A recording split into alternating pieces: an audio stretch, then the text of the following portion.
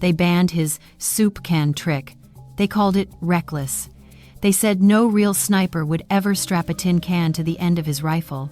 But 4 days later, that same banned idea helped one U.S. sniper take down 76 Japanese soldiers and save his entire platoon from being wiped off the ridge.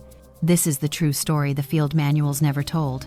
The story of how a dented soup can became the most unlikely weapon of the Pacific jungle. If you love insane but genius battlefield improvisations like this, hit subscribe right now, because we bring you the forgotten tactics, hidden inventions, and unbelievable survival stories that history left in the shadows. And before we dive in, drop a comment below. Where are you watching from, and what are you doing right now while watching this video? We always want to know which part of the world our viewers are tuning in from. May 17th, 1941. The jungle floor on Biak Island shimmered under a thin sheet of morning moisture, every leaf slick, every shadow heavy with the smell of decay. A U.S. sniper lay flat in the mud, his helmet blending into the tangle of vines and ferns, his eyes locked through the narrow tunnel of his scope. He didn't move. He couldn't. Any shift in weight would snap a twig, disturb the wet underbrush, and give away the only advantage he had left. His rifle looked nothing like the regulation weapon described in the manuals. Strapped to the barrel with a torn strip of canvas was a battered soup can, its lid punched open, the metal still faintly reflecting the muted jungle light. A thin steel rod ran through the opening, aligned forward like some strange, improvised targeting device. It looked ridiculous. It looked dangerous. It looked like something no sane armorer would allow anywhere near a battlefield. And that was exactly why his commanders had banned it. He could still hear their words from 2 weeks earlier. Remove that thing. It's unsafe. It's worthless. It's not army procedure. Maybe they were right on a firing range. But not here.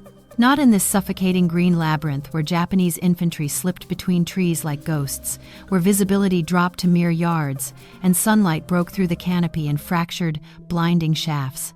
His scope was useless half the time. The glare, the moisture, the shifting shadows, they all played tricks on the glass. But the soup can didn't care about glare. It gave him a fixed frame, a way to catch the slightest flicker of movement, the micro-shift of a helmet edge, the narrow silhouette of a soldier easing through the vines. The can turned his world into a tunnel, a crude one, a forbidden one, but a tunnel perfectly suited for this place. Somewhere ahead, a twig snapped, soft, hesitant. He exhaled slowly, letting the breath fade into the mud beneath him. His finger tightened against the trigger. Through the soup can's narrow ring, a shape drifted between 2 trees, a helmet, then a shoulder. Then the faint glint of a rifle barrel. For a moment, the jungle fell completely silent. And the man with the banned soup can trick prepared to fire the first shot of the 4-day stand that would make his commanders rethink every rule they'd ever written. May 17th, 1941. The jungle canopy above him filtered the weak morning light into thin silver beams that shimmered across the wet leaves and gave the entire hillside a muted, ghostly glow that felt both protective and suffocating at the same time. The sniper stayed completely still as the slow, humid air pressed against his uniform, making every breath feel heavier than the last and reminding him that the Pacific never tolerated weakness from the men who fought beneath its endless green shadows. Around him, the ground sloped gently downward into a narrow ravine where Japanese scouts were known to pass. And the slight dip in the terrain created a natural funnel that amplified distant footfalls and distant whispers until they seemed impossibly close to his firing position. He had chosen this patch of earth because the tangled roots and low ferns formed a natural cradle for his rifle, letting him rest the weapon low enough that no enemy would ever spot the barrel unless they were already too close to escape the coming shot. Behind him, barely 30 yards upslope, his platoon waited in tense silence, pinned down by a stubborn line of Japanese riflemen who had held the ridge for 2 days and seemed determined to bleed the Americans dry before giving up even a yard of ground. The men trusted their sniper to open a crack in the enemy perimeter, yet none of them understood the strange device strapped to his rifle, and several had whispered that the so-called soup can trick looked more like desperation than ingenuity. Their doubts echoed faintly in his memory as he pressed his cheek deeper into the stock, refusing to dwell on anything except the shifting sounds below, where the gentle rustle of disturbed foliage began to form a pattern that only someone trained to read jungle acoustics could decipher. He tracked the rhythm carefully, noting when the noise paused, when it resumed, and how it blended with the soft tapping of insects and the distant calls of birds that often fled moments before an enemy patrol appeared. The earth beneath his chest was cold and damp, soaking into his sleeves while insects crawled into the creases of his gloves, yet he welcomed the discomfort because it kept him alert in a place where drowsiness could invite a silent death. He felt the rifle settle perfectly into the groove he had carved with his elbows, and the soup can glinted faintly as a weak beam of light slipped through the canopy, illuminating the thin metal rim like a guiding circle that narrowed his vision to a single invisible line through the trees. Through that improvised tunnel, he sensed movement again, slow, deliberate, methodical, exactly the kind of cautious advance Japanese pointmen used when they suspected an ambush but had not yet confirmed it. He adjusted his breathing, letting each inhale grow quieter, until the only sound remaining was the distant murmur of the jungle and the faint metallic whisper of his rifle as his finger tightened imperceptibly against the trigger. He knew that in a few seconds, the patrol would step into the narrow gap between two moss-covered trunks, offering him the tiny silhouette he needed to break the standoff that had trapped his platoon on the ridge. He also knew that without the soup can guiding his peripheral vision, the shifting shadows might hide the target long enough for the enemy to fire the first shot, and firing first was everything in these claustrophobic engagements where a single muzzle flash could decide whether a squad lived or died. So he waited, steady and unblinking, letting the jungle breathe around him as he prepared to unleash the opening strike of a battle that would soon stretch into 4 relentless days and etch his name into a story none of his commanders could ever ignore again. The moment his breath settled into the mud, the entire ridge behind him erupted with strained whispers and muffled curses from the pinned platoon, forcing him to absorb the creeping panic of men who could barely see 10 yards in any direction and knew the enemy controlled nearly every angle of approach. A sergeant hissed orders through clenched teeth, urging his men to stay low and hold fire, yet the tension in his voice betrayed the fear that the Japanese were closing in faster than anyone could react or reposition. One soldier struggled to reload his rifle with trembling hands, dropping a clip into the wet leaves and scrambling desperately to retrieve it, while another tried to calm him with uneven breaths that seemed too loud for the suffocating quiet around them. Their radios crackled intermittently with fragmented messages from higher command, yet the static-heavy transmissions offered no reinforcements, no artillery support, and no promise of relief, as the situation continued to press downward like a tightening vice. Farther downslope, he heard the distinctive thump of a mortar tube being adjusted, followed by the soft shuffle of boots repositioning along the ravine's edge, confirming that the Japanese were preparing to envelope the ridge from both flanks. The platoon's lieutenant attempted to coordinate a fallback position, but his voice barely carried over the rustling vegetation and distant metallic clicks, which suggested the enemy was already preparing to storm through the narrow gaps between the trees. The sniper recognized the pattern instantly, noting how the scattered noises began synchronizing into a deliberate tightening movement, the kind Japanese patrol leaders used when surrounding American units with silent precision that left almost no opening for escape. He watched the men behind him exchange terrified glances, each realizing that the ridgeline offered no clean retreat, no elevated cover, and no reinforcements within marching distance. The mud around him quivered slightly as a machine gun burst erupted from the right flank, sending splinters of bark spraying across the undergrowth and forcing the platoon to flatten themselves even deeper into the earth. Someone screamed for the gunner to shift his fire left, yet the orders tangled together in a frantic jumble that made coordination nearly impossible under the deafening echoes bouncing through the jungle. Another soldier tried to crawl toward a fallen comrade, only to be pulled back by the sergeant, who growled that anyone moving uphill would expose their entire line to enemy marksmen waiting in the canopy shadows. The sniper kept his face pressed into the stock, understanding that the slightest twitch could reveal his position, but he could still feel the collective dread radiating from the men behind him as they braced for an attack they were no longer confident they could repel. The ridge had transformed from defensive ground into a claustrophobic trap, with the Americans pinned against a slope that favored the enemy's maneuverability and familiarity with the terrain. Every sound carried the weight of inevitability, from the rustling leaves signaling advancing footsteps to the distant clink of a bayonet scraping against a belt buckle as Japanese riflemen prepared for a close assault. The sniper knew that if he failed to break the pressure bearing down on his platoon, the entire unit could be overrun within minutes, leaving nothing but scattered equipment and hurried radio reports describing their disappearance into the jungle. So he steadied his pulse, tightened his grip on the rifle's stock, and prepared to deliver the one clean shot that might fracture the encirclement long enough for his platoon to breathe again. The pressure closing around the platoon forced the sniper to steady his breathing and recall the exact lines from the training manuals that every marksman was expected to memorize long before ever setting foot on a Pacific battlefield. The manual emphasized slow, deliberate shots taken from elevated and stable positions, insisting that precision depended on minimizing body movement and maintaining a perfectly unobstructed sight picture through a clean, properly zeroed scope.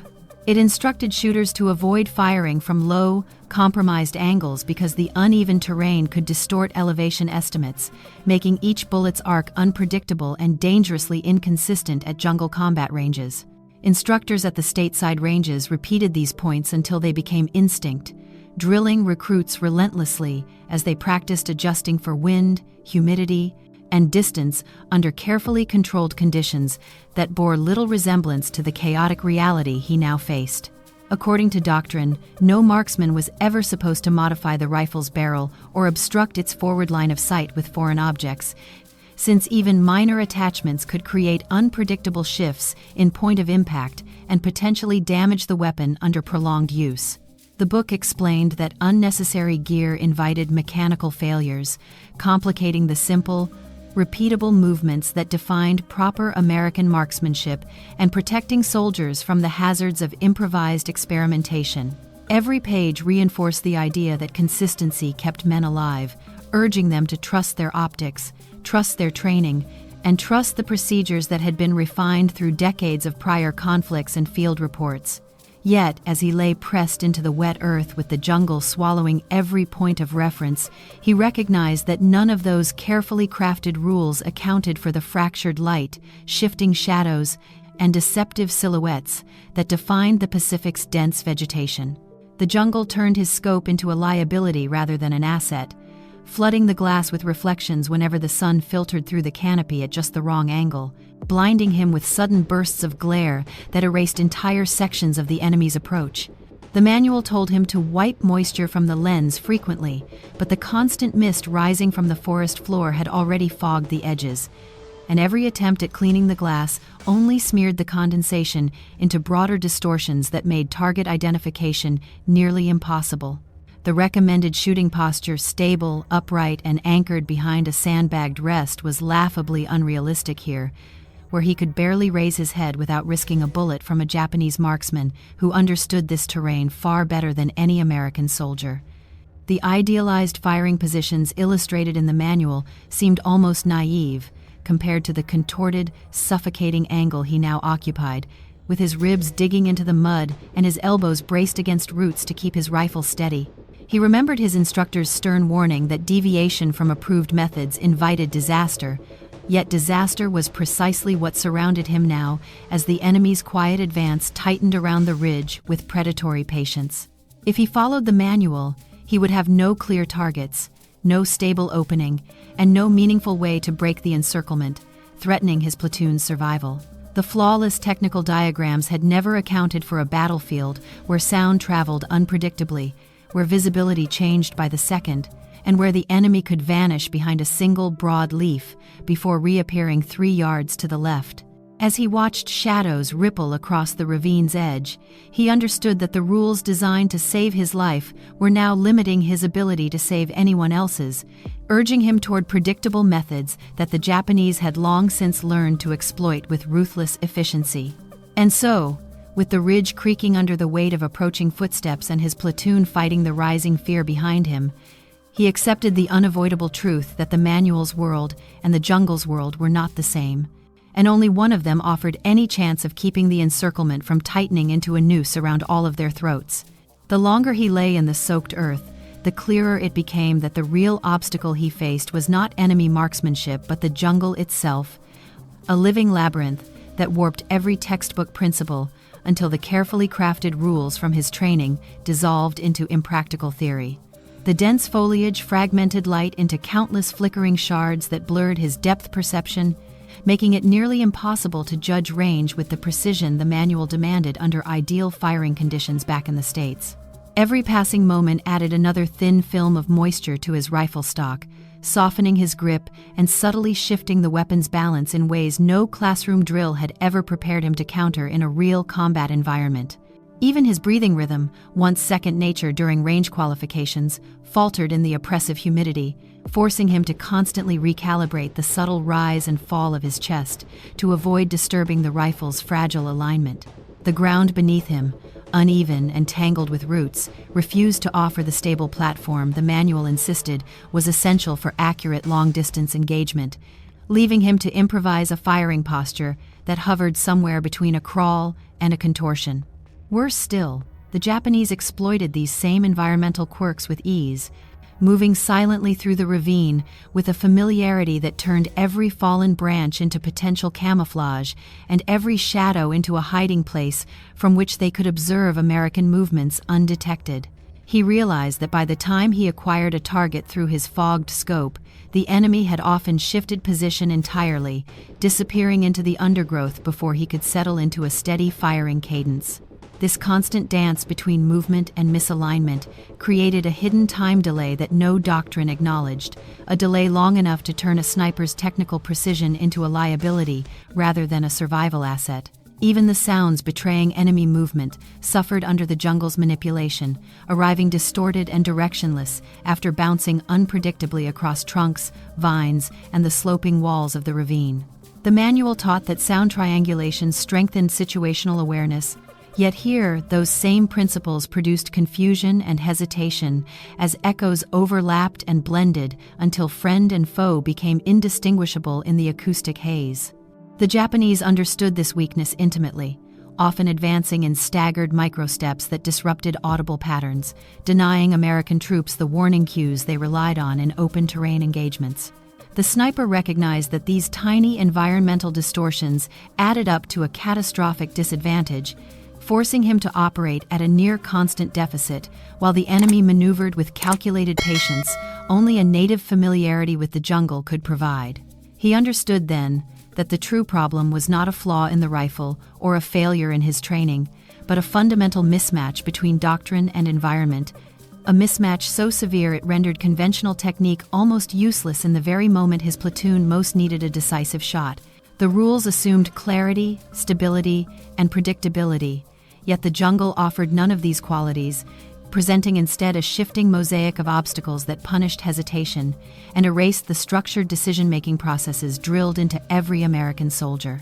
As he pressed his weight deeper into the mud, listening to the faint rustle of another advancing patrol, he accepted that survival here demanded something the manual never encouraged: adaptation without permission.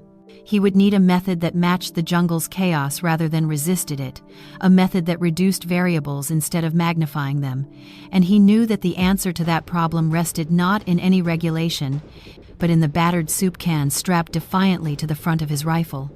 The longer he remained motionless in the suffocating undergrowth, the more his body began to betray him with small tremors that traveled along his arms and into the rifle stock, threatening to compromise the careful balance he had maintained through sheer force of will. Sweat gathered beneath his helmet and slid down his temples in slow, relentless streams, carrying flecks of mud into his eyes until each blink stung with gritty irritation that blurred the narrow sightline he depended on for survival. His elbows, wedged against rough roots to steady his aim, throbbed with a dull ache that deepened into sharp pulses every time he shifted even slightly to relieve the numbing pressure. Despite his attempts to ignore the discomfort, his muscles fatigued under the constant strain of maintaining a firing posture not designed for prolonged holds, particularly under the unforgiving humidity that leached strength from every inch of exposed skin. The insects added another layer of torment, crawling beneath his collar and gloves with an uncanny precision that made resisting the urge to swat them a battle as demanding as any firefight he had survived. Each bite sent a flare of irritation through his nerves, yet he forced himself to remain perfectly still, understanding that even the smallest movement could send leaves trembling and alert the Japanese scouts moving carefully through the ravine below. His stomach clenched intermittently with hunger, reminding him that he had eaten only a handful of dry rations since dawn, but breaking position to reach for food would jeopardize the fragile advantage his concealed position provided. A deep dryness settled into his throat despite the overwhelming humidity, and he swallowed hard to suppress the instinctive cough rising from the back of his mouth. His breathing, once measured and deliberate, became a conscious task, requiring constant adjustments as fatigue threatened to disrupt the delicate rhythm needed to keep the barrel steady against the unstable terrain. The humidity thickened with each passing minute, turning every inhale into a warm, oppressive weight that taxed his endurance and clouded his focus. His vision wavered momentarily as dizziness flickered at the edges of his awareness, a subtle warning that his body was nearing the limits of what it could endure without rest or repositioning. Yet he knew that lifting his head even briefly would expose him to enemy marksmen, whose familiarity with the jungle allowed them to exploit any lapse in vigilance with ruthless speed. Behind him, the muffled movements of his platoon reminded him that their survival hinged on his ability to withstand these physical burdens long enough to deliver a decisive shot. The men depended on him not because he was the strongest or the bravest, but because he occupied the one vantage point capable of piercing the enemy's tightening perimeter before it collapsed entirely. He felt the weight of that responsibility settle across his shoulders like an invisible pack, heavier than any gear he carried, pushing him to ignore the burning in his muscles and the fatigue gnawing at his resolve. The jungle demanded endurance beyond anything the manual had ever hinted at, reducing survival to a test of sheer human stubbornness rather than clean technique or flawless execution.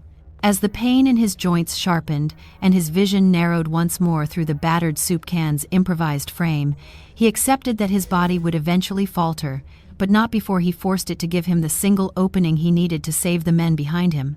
The jungle could sap his strength, distort his senses, and bury him in discomfort, yet it could not break his determination to endure long enough to change the course of the fight, pressing relentlessly toward the ridge.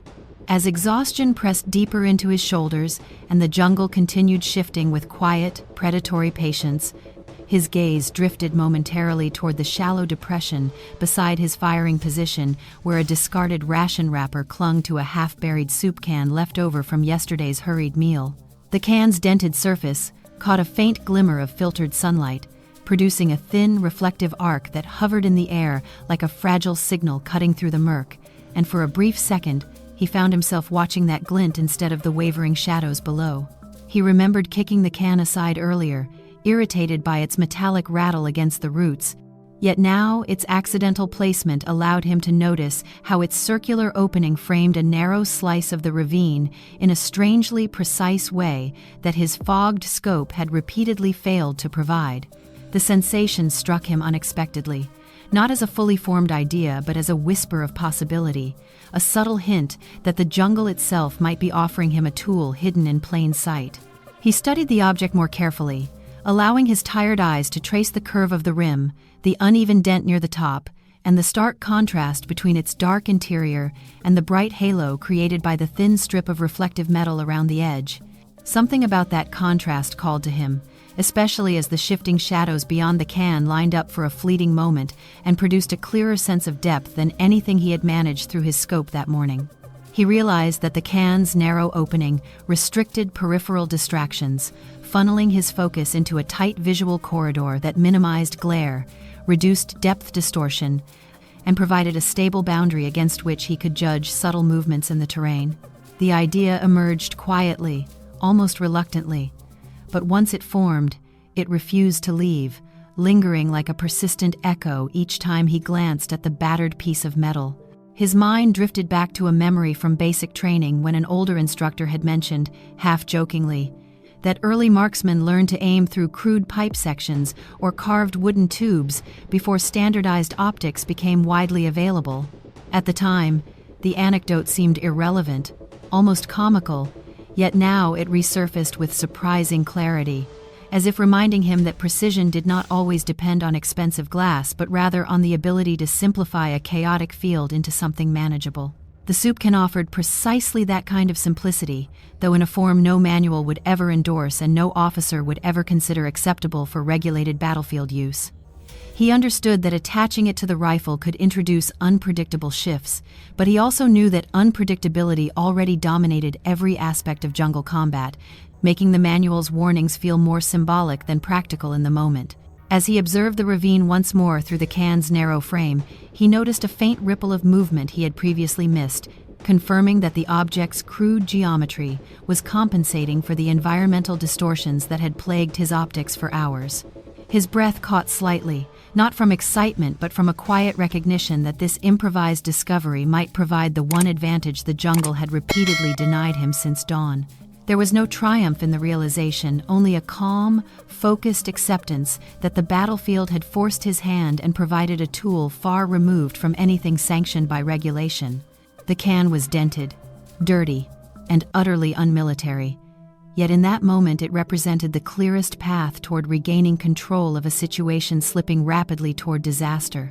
As the enemy's cautious footsteps crept closer through the underbrush, he reached for the can with deliberate care, already knowing that this accidental piece of battlefield debris was about to become the foundation of a tactic that defied every rule he had ever been taught. He turned the battered soup can in his hand with slow, deliberate movements, feeling the cool metal press against his mud-stained fingers as the idea settled into something far more concrete than a passing thought. The manual's warnings echoed faintly in his memory, reminding him that any obstruction near the barrel could disrupt the rifle's harmonics. Yet the urgency of the tightening perimeter left him little patience for theoretical dangers that paled beside the immediate risk surrounding his platoon. He slid the can against the forward portion of the barrel, testing how its circular opening aligned with his natural line of sight, and found that the restricted frame instantly filtered the chaotic jungle into a manageable tunnel of shapes and shadows. The clarity surprised him, not because the image sharpened dramatically, but because the can reduced the overwhelming visual noise that had plagued his aim since sunrise, giving him a steady boundary that no optical adjustment had been able to replicate. With measured precision, he tore a strip of canvas from the frayed edge of his pack and began fastening the can to the barrel, pulling each wrap tight enough to hold firm without crushing the thin metal into uselessness. The fabric dug painfully into his fingers, already raw from hours of tension, yet he continued binding the makeshift device until it hugged the barrel with a stability that defied its improvised origins. He adjusted the alignment a final time, lifting the rifle just enough to confirm that the can's interior circle framed a consistent aperture through which he could track subtle enemy movements without relying solely on the compromised scope.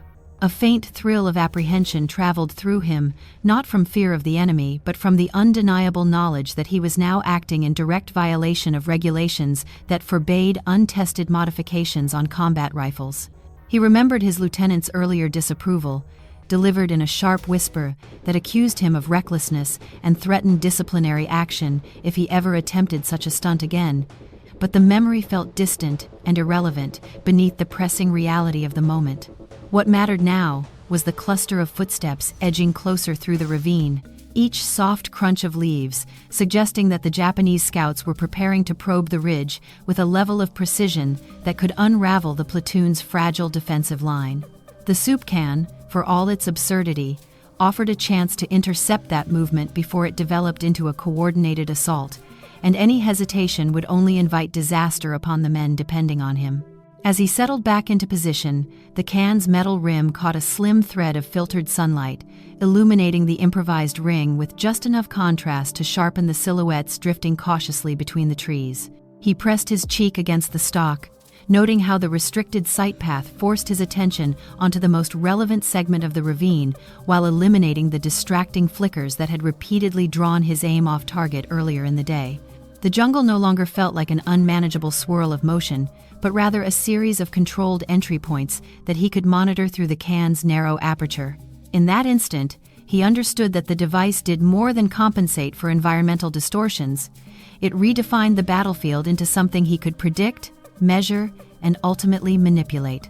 The rules he had broken seemed trivial beside the stark clarity emerging before him, and although he knew that official doctrine would condemn this modification without hesitation, He also knew that doctrine had not been written for this suffocating green world.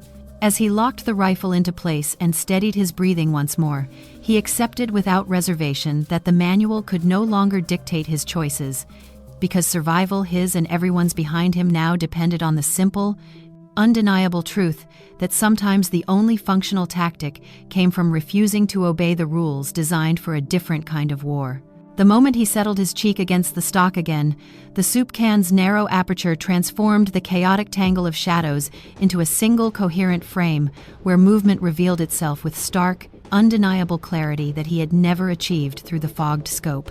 A faint stir of foliage appeared along the ravine's edge, subtle enough to evade ordinary detection, yet perfectly centered within the improvised ring that now governed his entire field of vision. He steadied his breathing, despite the burning in his ribs, letting the jungle's rhythmic pulse synchronize with the measured rise and fall of his chest until the rifle felt like an extension of his own endurance rather than an unwieldy burden. Another slight motion, a helmet crest gliding between two trees, slipped into view, confirming what he already sensed. The scouts had advanced within lethal range, unaware that the one man capable of stopping them had finally overcome the jungle's distortions. He tightened his trigger finger slowly, drawing back with a disciplined control that pushed past the numbness gathering in his knuckles, ensuring that no tremor spoiled the alignment forged through exhaustion and defiance. The soup can's circular edge framed the silhouette with surprising precision, stripping away the noise of the forest and forcing his attention onto the single target that held the key to breaking the encirclement collapsing around his platoon. For a brief instant, he recalled every criticism from instructors who insisted that proper marksmanship demanded rigid adherence to approved methods, yet the quiet certainty rising within him proved that doctrine held no authority here. He exhaled gently, allowed the tension to settle, and let the shot break free in a clean, decisive motion that cut through the heavy air with a muted crack, swallowed quickly by the layered canopy overhead. The Japanese scout crumpled instantly, folding into the undergrowth without a cry, his collapse so silent that only the faint shift of nearby leaves hinted at the sudden vacancy in the ravine. The sniper held his position, resisting the urge to adjust or chase the shot, understanding that discipline demanded stillness until the jungle revealed its reaction. For several long seconds, nothing moved except the drifting mist, yet beneath that deceptive calm he sensed a subtle shift in momentum, as though the enemy's formation had been interrupted by an invisible hand, removing a critical piece from their advance. Then the reaction came not from the scouts, but from his own platoon, carrying a mixture of disbelief, relief, and restrained awe that rippled through the tense line behind him. A soldier whispered hoarsely, barely audible over the rustling leaves, asking how he had managed to land the shot through such dense cover, and another replied with a breathless mixture of confusion and admiration, insisting that he had seen nothing but moving shadows before the rifle cracked. The sergeant, who had doubted the soup can idea from the beginning, muttered a single, incredulous sentence that carried more weight than any formal commendation. "Whatever he's using, it's working." The lieutenant, crouched low near a fallen log, leaned forward with renewed focus, sensing that the silent kill had created a thin opening in the enemy's advance that might allow the platoon to reposition before the next wave of pressure arrived. Their reactions, though quiet and fragmented, threaded together into a rising current of confidence that cut through the fear gripping the ridge. The sniper absorbed these faint murmurs without lifting his head, knowing that acknowledgement meant little compared to the responsibility still balancing on his rifle barrel. The soup can had proven itself in a single moment that mattered more than weeks of regulated training, and the jungle, so unforgiving only hours earlier, had finally yielded a narrow advantage in return for his willingness to break the rules binding lesser marksmen. As he steadied his breathing once again and scanned the ravine through the improvised frame, he understood that the first shot was only the beginning, because survival now depended on turning one forbidden idea into a relentless sequence of precision that the enemy had no way of anticipating. The silence following the first kill lasted only a moment before the ravine shifted again, revealing subtle tremors in the underbrush that suggested the remaining scouts were adjusting their formation in response to the sudden and unexplained loss of their point man. He sensed the change immediately, recognizing the telltale hesitations that marked a patrol attempting to locate a hidden shooter without exposing themselves to another unseen angle. The soup can's narrow frame allowed him to track these movements with a clarity the fogged scope could never match, filtering the jungle's chaotic textures into a sequence of controlled visual cues that revealed exactly where the enemy intended to probe next. As a second silhouette drifted between the trees, cautious but unaware of how sharply defined it appeared through the improvised aperture, he steadied his grip and let another precise shot break the fragile tension holding the ridge in suspense. The second man collapsed with a faint rustle that rippled outward through the brush, prompting the patrol to freeze in place as they attempted to interpret the direction and distance of the threat they had yet to perceive. Their confusion worked in his favor, slowing the advance long enough for his platoon to reposition slightly along the ridge and reduce the risk of being flanked by a sudden, coordinated surge. The sergeant whispered new orders with renewed confidence, urging the men to spread into a more defensible arc, while the sniper continued dismantling the enemy's momentum, one measured shot at a time. The jungle seemed to shift with every breath, yet the soup can's controlled aperture cut through these distortions, transforming erratic flashes of movement into consistent patterns he could anticipate with growing accuracy. Realizing the advance was faltering, the Japanese began employing counter-sniper tactics, sending one soldier sprinting across the ravine to draw fire, while another attempted to flank the ridge from a low depression concealed by ferns. The tactic might have succeeded under normal circumstances, especially given the relentless humidity that had compromised his scope and fatigued his vision for hours. Yet the improvised device allowed him to detect the faintest divergence in the fern shadows, revealing the flanker's intended path long before he emerged into a firing position. He adjusted his aim with a small, disciplined motion, refusing to rush despite the urgency tightening the air around him, and released a third shot that struck cleanly, interrupting the maneuver and forcing the remaining scouts to retreat deeper into the ravine. Their retreat was not a full withdrawal but rather a recalibration, marked by whispered commands and the soft metallic clicks of rifles being readied for suppressive fire intended to pin him down. A burst of shots erupted toward the ridge, chipping bark from nearby trunks and sending debris scattering across his prone position, yet none came close enough to disrupt his focus.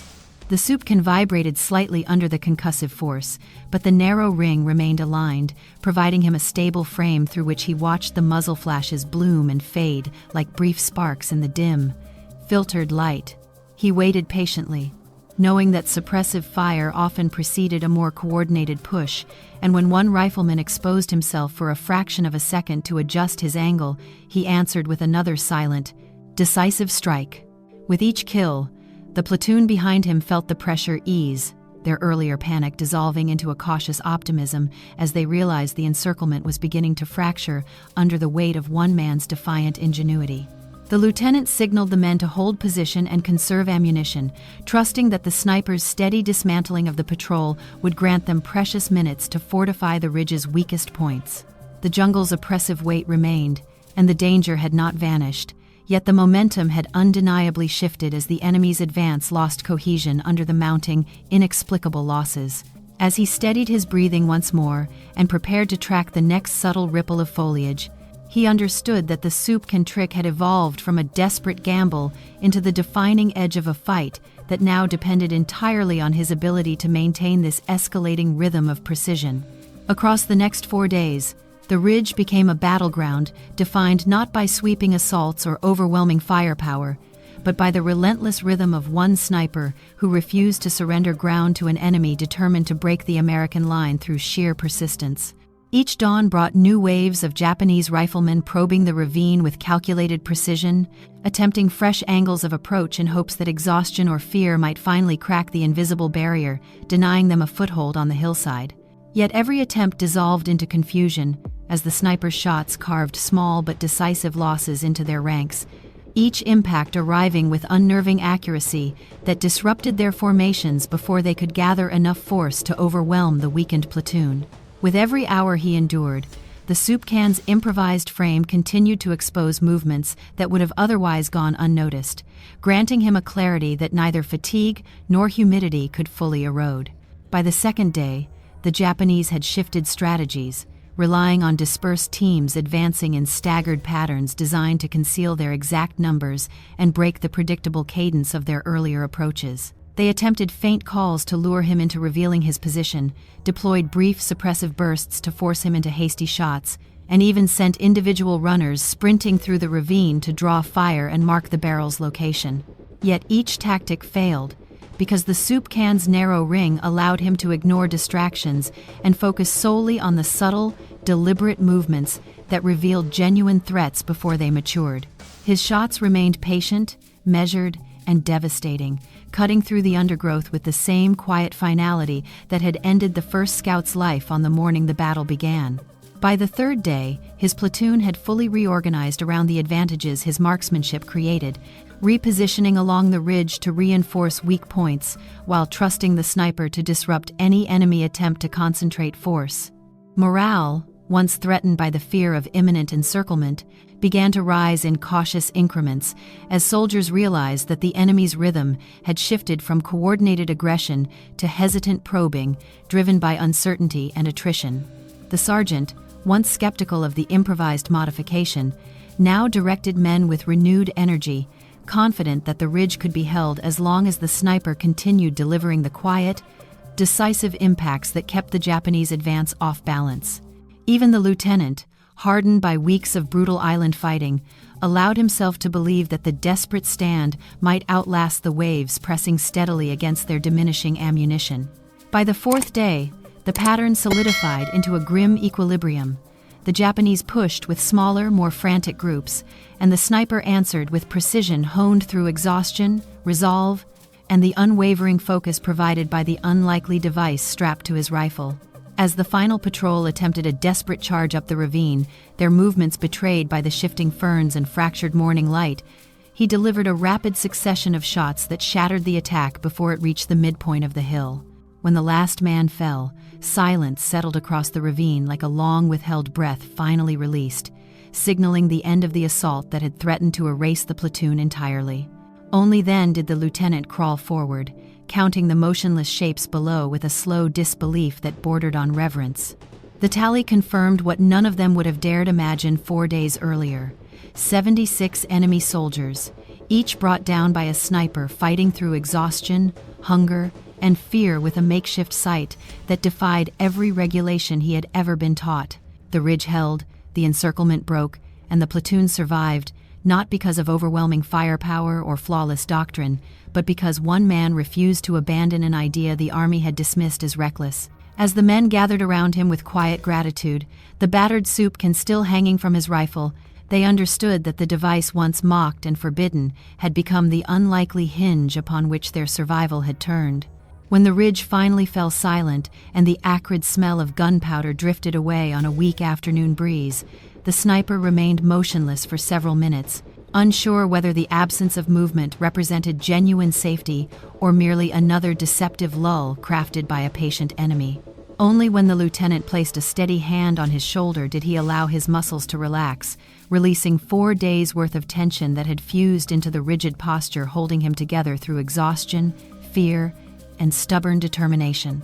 He lifted his head slowly, feeling the weight of the moment settle around him as his fellow soldiers emerged from shallow depressions and splintered logs with expressions that carried a mixture of disbelief, gratitude, and solemn respect.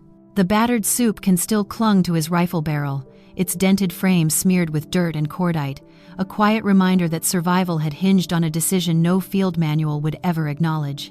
As he studied the ravine below, scattered with the remnants of a relentless assault, he understood that the battle would be remembered not for dramatic charges or sweeping maneuvers, but for the quiet persistence of a single idea born from necessity rather than doctrine. The jungle, with its oppressive humidity and deceptive shadows, had served as both adversary and instructor, teaching him that rigid adherence to established rules could suffocate initiative when conditions shifted beyond the boundaries imagined by distant strategists. In those suffocating hours, improvisation had not been an act of rebellion but an inevitable response to an environment that demanded flexibility from anyone determined to survive. The soup can trick, ridiculous at first glance and forbidden by regulation, embodied the raw truth that ingenuity often emerged from desperation, fueled by the instinct to protect the men fighting beside him. As the platoon regrouped and prepared for extraction, several soldiers paused to examine the improvised site, shaking their heads with faint, incredulous smiles that blended humor with genuine admiration. The sergeant, once dismissive of the modification, muttered that he would never again underestimate the battlefield value of a scavenged ration can, especially when wielded by someone willing to shoulder the responsibility that ingenuity demanded. Even the lieutenant, a man shaped by discipline and regulation, conceded quietly that no manual could account for every terrain, every enemy tactic, or every soldier's unique capacity to adapt under pressure. Their words did not elevate the sniper to heroism, nor did they erase the exhaustion etched into his eyes. Instead, they acknowledged a deeper truth about war, that survival often depended more on creativity than conformity.